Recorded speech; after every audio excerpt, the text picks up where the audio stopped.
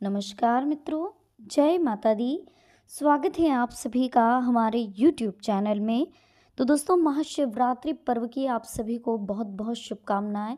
महाकाल बाबा बहुत जल्द आपकी सारी मनोकामनाएं पूर्ण करेंगे और समस्याओं को बहुत जल्द आपसे दूर ले जाएंगे।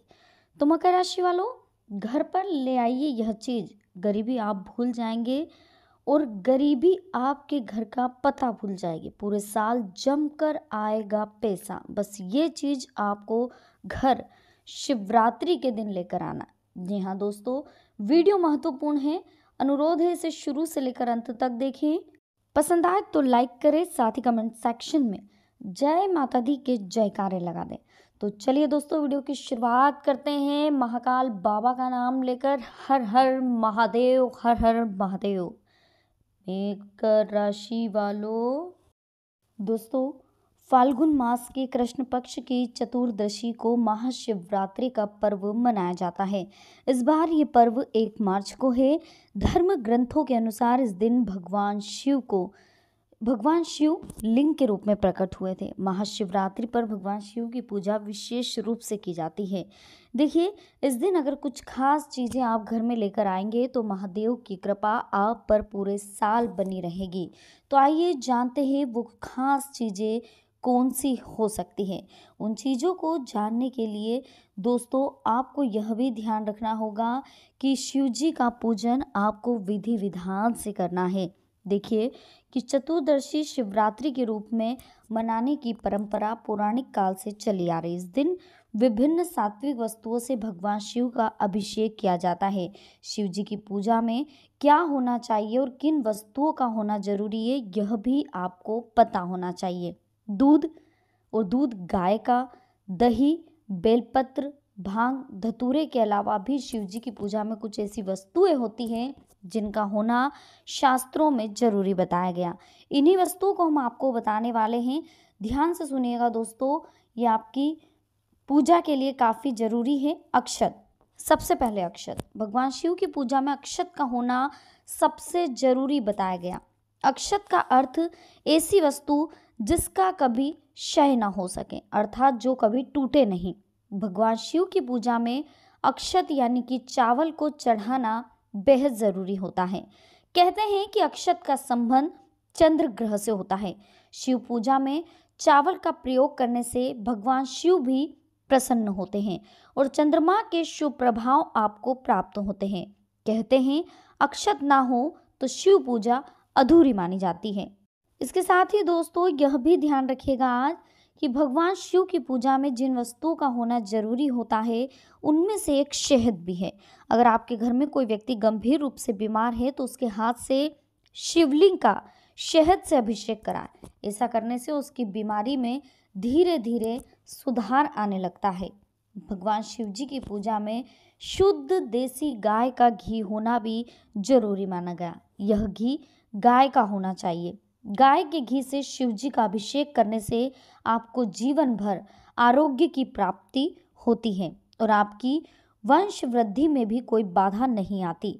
इसलिए महाशिवरात्रि की पूजा में घी को भी जरूर आपको शामिल करना चाहिए। साथ ही दोस्तों, महाशिवरात्रि के पर्व पर शिव जी का अभिषेक अगर आप गन्ने के रस से करते हैं तो फिर सोने पर सुहागा हो जाता है। मान्यता है कि गन्ने के रस से भगवान शिव का अभिषेक करने से माँ लक्ष्मी बेहद प्रसन्न होती है और आपके घर की दरिद्रता भी दूर हो जाती है। गन्ने के रस से अभिषेक करने से आपको सुख समृद्धि और धन वैभव की प्राप्ति होती है। भगवान शिव जी की पूजा में जिन फूलों और फलों की आवश्यकता होती है उन्हीं में से एक माना जाता है भांग धतूरा।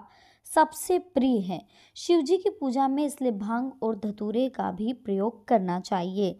शिव जी का अभिषेक करने के बाद उन्हें सारी सामग्री अर्पित करने के बाद वस्त्र चढ़ाने की बारी आती है तो उसके स्थान पर कलावे का प्रयोग किया जाता है। शिव जी की पूजा में कलावा अवश्य चढ़ाए। शिव जी को अर्धनारीश्वर स्वरूप भी माना गया है, यानी कि शिव में ही शक्ति भी समाहित है। शिव जी की पूजा में शक्ति को प्रसन्न करने के लिए महिलाओं को सुहाग की सामग्री भी जरूर चढ़ानी चाहिए। इस बार महाशिवरात्रि की पूजा में सुहाग की वस्तुओं को भी जरूर अर्पित करें। चलिए दोस्तों, अब हम जान लेते हैं कि आखिर ये कौन सी वस्तुएं हैं जो हमें घर पर लेकर आनी चाहिए और उनसे हमारे घर की दरिद्रता दूर हो जाती है। महाशिवरात्रि का बहुत पावन पर्व है। इस पर अगर आप इन चीज़ों को घर पर लेकर आते हैं तो आपके घर पे धन धान्य सौभाग्य हमेशा बना रहता है। देखिए, महाशिवरात्रि पर बिलपत्र जिसके तीनों पत्ते पूरे हो, कोई खंडित ना हो, घर लेकर आए और उसे गंगा जल से धोकर उस पर केसर से ओम लिखें, शिव जी को चढ़ा दें। बाद में इसे अपने धन स्थान पर रख दें। इससे धन संबंधी परेशानी आपको कभी नहीं होगी। ग्रहों से संबंधित शुभ फल पाने के लिए महाशिवरात्रि पर राशि अनुसार रत्न से निर्मित शिवलिंग घर लेकर आए, रोज उसकी पूजा करें। इससे आपकी परेशानियां कम होती हैं। पारद शिवलिंग, इसकी पूजा घर में रोज की जाए तो सभी प्रकार के दोष जैसे पितृदोष, काल सर्प दोष, वास्तु दोष आदि समाप्त हो जाते हैं। महाशिवरात्रि पर पारद शिवलिंग को घर के पूजा स्थान पर स्थापित करना चाहिए। शिव पुराण के अनुसार एक मुखी रुद्राक्ष साक्षात भगवान शिव का ही रूप माना गया है। इसलिए दोस्तों, अगर इसे गले में धारण करेंगे तो मनुष्य की हर इच्छा पूरी होगी। और अगर इस रुद्राक्ष की पूजा करके धन स्थान यानी कि तिजोरी में रखा जाए तो धन संबंधी परेशानियां भी दूर हो जाती हैं। जिस घर में महामृत्युंजय यंत्र की पूजा रोज होती है वहां किसी तरह की परेशानी नहीं होती। महाशिवरात्रि पर अगर महामृत्युंजय यंत्र लाकर अपने पूजा स्थान पर आप स्थापित करेंगे, रोज उसकी पूजा करेंगे तो घर में सुख समृद्धि आपके बनी रहेगी। इसके साथ ही दोस्तों यह भी ध्यान रखिएगा कि महाशिवरात्रि पर्व पर आपको सुबह जल्दी से स्नान करना है। इसी के साथ आपको स्नान वाले पानी में गंगा जल डालना है। गंगा जल छिटकने के बाद में आपको उसमें काले तिल डालने हैं और फिर आपको गर्म पानी से स्नान करना है। गर्म पानी से स्नान करने के बाद तुरंत ही आपको शुद्ध, साफ और स्वच्छ कपड़े पहनना है।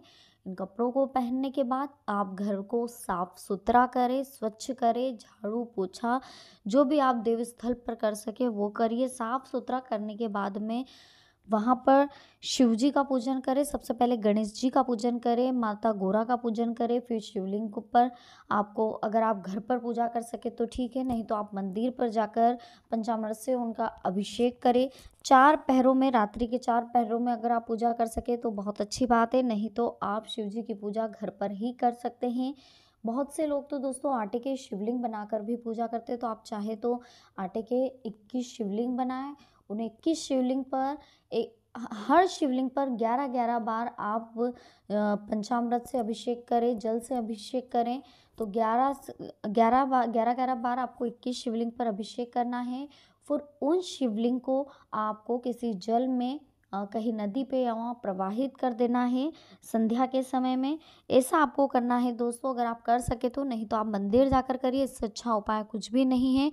मंदिर पर जाके आप अभिषेक करिए, पहले जल से करिए, फिर पंचामृत से करिए, उसके बाद बेलपत्र, धतूरा, फल, फ्रूट, माला जो भी आपको चढ़ानी है सच्चे दिल से आप चढ़ाइए, अपनी मुराद मांग कर आइए। और अंत में लाल धागा जिसे हम लच्छा कहते हैं, कलावा जिसे कहा जाता है, वो उन्हें चढ़ा दिए। सुहाग की चीज़ें उन्हें चढ़ा दीजिए, बाबा आपकी सारी मनोकामनाएं पूर्ण करेंगे। इसी के साथ दोस्तों, अगर आपकी शादी में अड़चनें आ रही है, शादी नहीं हो रही है, विवाह में बहुत ज़्यादा रुकावटें आ रही है, तो महाशिवरात्रि के दिन सुहाग की चीज़ें आपको दान करनी है। 5 से 7 महिलाओं को आप दान करके देखिए, आपके विवाह की अड़चनें खत्म हो जाएगी। मछलियों को, आटे की जो हम गूँथते आटा, उसकी छोटी छोटी सी गोलियां तोड़ तोड़ के या बना लीजिए घर पे और फिर मछलियों को जा कर के दीजिए आप।